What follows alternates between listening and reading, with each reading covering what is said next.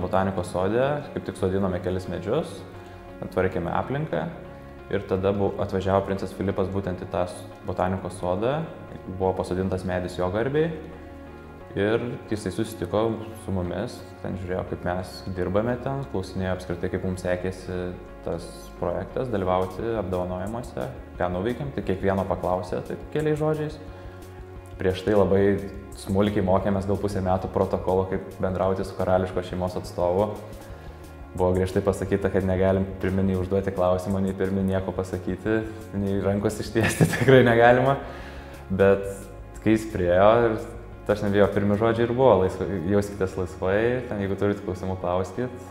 Du mano klasiokai turėjo jį atlydėti, ten visą kelią po botanikos sodą jį lydėti, su juo bendrauti, tai jį užimti, tai jiems tai buvo didžiulė atsakomybė. Tai buvo geriausi mūsų mokyklos debatuotojai, kurie tikrai laisviausiai kalbėjo angliškai ir šiaip laisviausiai kalbėjo.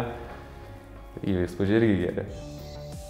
Dalyvaujant motyvacinėme pokalbyje į oftalmologijos rezidentūrą, kai buvau vienas iš daugelio žmonių, kurie buvom padarę mokslinių darbų, buvom geri mokiniai, geri studentai.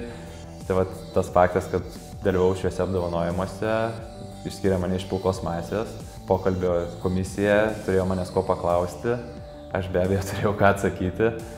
Tai vat buvo proga parodyti savo asmenybę ne tik tai mokslo ribose. 6 metus mokomės medikų būryje, po to dar rezidentūrą, po to toliau ligoninėje dirbame, būname su medikais, daugelis sukūrėm šeimas kartu su medikais. Tai tas temų ratas labai būna siauras. Man pasisekė, kad mano visi geriausi draugai dirba kitose sferose.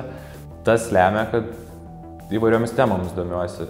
Skaitom daugybę mokslinės literatūros, bet mes tas žinias turim perteikti pacientui. Pacientai dažnai būna išsilavinę žmonės, bet tikrai ne medicinoje. Dėl to, kai jiem reikia papasakoti, ką ir kodėl darysime, tenka ieškoti paprastų žodžių, neieškoti latiniškų terminų. Tai kasdien tenka mokėti būti charizmatišku, paprastu, bet tuo pačiu sukelti pacientui pasitikėjimo jausmą.